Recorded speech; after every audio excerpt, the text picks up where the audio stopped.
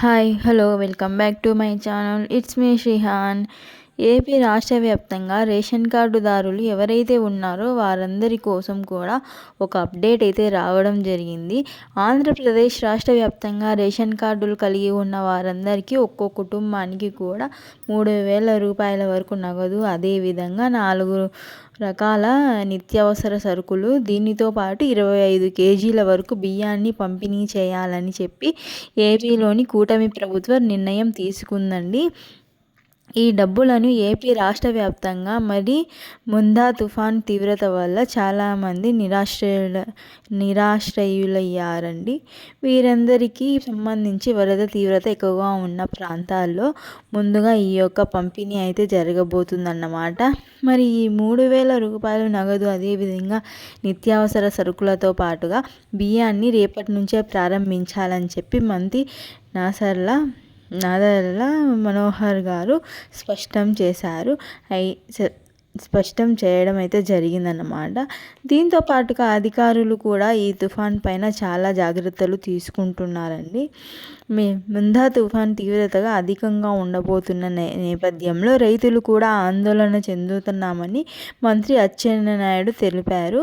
CM Chandrababu Naidu నాయకత్వంలో ఇంతే పెద్ద ఉపద్రవాలు పక్కా ముందస్తు ప్రణాళికలో పకడ్బందీగా ఏర్పాట్లు విజయవంతంగా చేశారు.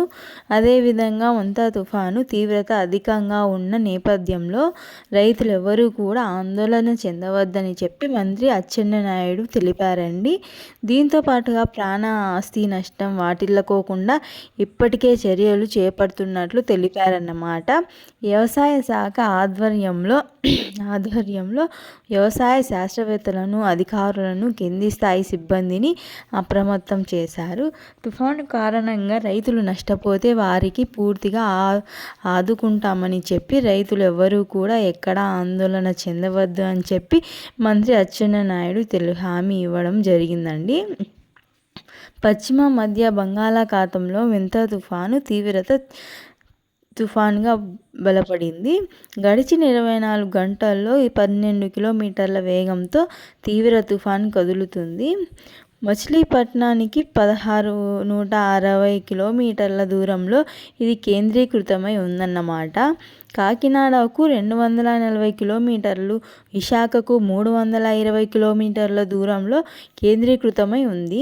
రాత్రికి కాకినాడ నుంచి మచిలీపట్నం మధ్య తుఫాన్ తీరం దాటిపోతుంది. తీరం దాటే సమయంలో గంటకు 90 నుంచి 110 కిలోమీటర్ల వేగంతో ఈదురుగాలులు వీచే అవకాశం అయితే ఉందన్నమాట. తుఫాన్ ప్రభావంతో శ్రీకాకుళం నుంచి నెల్లూరు వరకు అతి భారీ వర్షాలు కురుస్తాయి. కొన్ని చోట్ల అత్యంత భారీ వర్షాలు కురిసే అవకాశం కూడా ఉందండి. ప్రజలు ఇంట్లోనే సురక్షితంగా ఉండాలని చెప్పి విపత్తు నిర్వహించిన సంస్థ సూచించిందన్నమాట. ఏపీలో 233 మండలాలు, 44 మున్సిపాలిటీలపై ముందా తుఫాన్ ఎఫెక్ట్ తీవ్ర స్థాయిలో ఉందని ఏపీ రాష్ట్రంగా ముంతా తుఫాను ప్రభావం కనపడుతుందండి. ఇప్పటికే కోస్తా జిల్లాలలో వర్షాలు భారీగా కురుస్తున్నాయి. రాయలసీమ జిల్లాల్లోనూ పలు చోట్ల వర్షాలు అయితే మొదలయ్యాయి. రాష్ట్ర వ్యాప్తంగా 233 మండలాలు, 1.419 గ్రామాలు, 44 మున్సిపాలిటీలపై తుఫాను ప్రభావం ఉన్నట్లు ప్రభుత్వం ఇప్పటికీ హెచ్చరికలు జారీ చేసింది. ప్రభావిత ప్రాంతాల్లో ఇప్పటికీ ఏర్పాట్లు జరిగింది. ఉమ్మడి కృష్ణా, గుంటూరు యంత్రాంగం తుఫానును ఎదుర్కొనేందుకు పూర్తి స్థాయిలో సన్నద్ధమైంది. ముప్పు పొంచి ఉన్న ప్రజలను సురక్షిత ప్రాంతాలకు తరలించే పనిలో అధికార యంత్రాంగం నిరంతరం కృషి చేస్తూ ఉంది. ఉమ్మడి కృష్ణా జిల్లాపై ముంతా తుఫాన్ ప్రభావం తీవ్రంగా ఉంటుందన్న వాతావరణ శాఖ హెచ్చరికలో అధికార యంత్రాంగం అప్రమత్తమైంది. కృష్ణా జిల్లాలో కలెక్టర్, రెవెన్యూ డివిజన్లు, మండల కేంద్రాల్లో కంట్రోల్ రూములు ఏర్పాటు చేస్తామన్నారు. ఎప్పటికప్పుడు పరిస్థితులను కృష్ణా జిల్లా కలెక్టర్ బాలాజీ, ఎన్టీఆర్ జిల్లా కలెక్టర్ లక్ష్మీ సమీక్ష జరుపుతున్నారు. తుఫాన్ ప్రభావిత ప్రాంతాలకు ప్రజలను సెల్ఫోన్ల ద్వారా తాజా సమాచారం పంపిస్తున్నారు. ముంపు సమస్య ఉన్న ప్రాంతాల్లో పునరావాస కేంద్రాలు ఏర్పాటు చేస్తామని కృష్ణా జిల్లా పాలకొల పాలకాయ తిప్ప వద్ద సాగర సంభం గేట్లను అధికారులు మూసేశారు. తీర ప్రాంతాల గ్రామాల ప్రజలను సురక్షిత ప్రాంతాలకు అధికారులు తరలిస్తున్నారు. బందరు తాలూకా పోలీసులు తీర ప్రాంతాల గ్రామ ప్రజలను అప్రమత్తం చేశారు. లోతట్టు ప్రాంతాల ప్రజలను తరలించేందుకు ట్రాక్టర్లు, నీటిని మళ్లించేందుకు బ్రొక్కలీలు, చెట్లు కొమ్మలు విరిగిపడితే కట్ చేసేందుకు కటింగ్ మిషన్లు, విద్యుత్ స్తంభాలు నేల కొరిగితే తొలగించేందుకు సిబ్బందిని అప్రమత్తంగా ఉంచామని చెప్పారండి. విజయవాడలో లోతట్టు ప్రాంతాల వారిని నీటికి తోడేందుకు ట్యాంకర్లను, జేసీబీలను సిద్ధం చేశారు. వీసీఎం పరిధిలోని 41వ వరకు పునరావాస కేంద్రాలను ఏర్పాటు చేశారన్నమాట. కాబట్టి ఏపీ రాష్ట్ర వ్యాప్తంగా ప్రజలు ఎక్కడా కూడా ఇబ్బంది పడవద్దండి.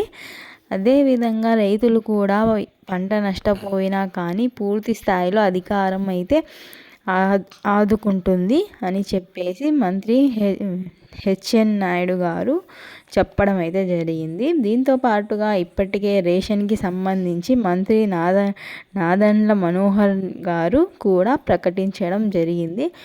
మరి ప్రతి కుటుంబానికి కూడా 3,000 రూపాయల నగదు, అదేవిధంగా 25 కేజీల వరకు బియ్యము, దీంతో పాటుగా 4 రకాల నిత్యావసర సరుకులను పంపిణీ చేయనున్నట్లు చెప్పారన్నమాట. ఈ మొత్తాన్ని కూడా రేపటి నుంచి జిల్లాల వారీగా పంపిణీ చేసేందుకు ఏపీలోని కూటమి ప్రభుత్వం సిద్ధమైపోయింది.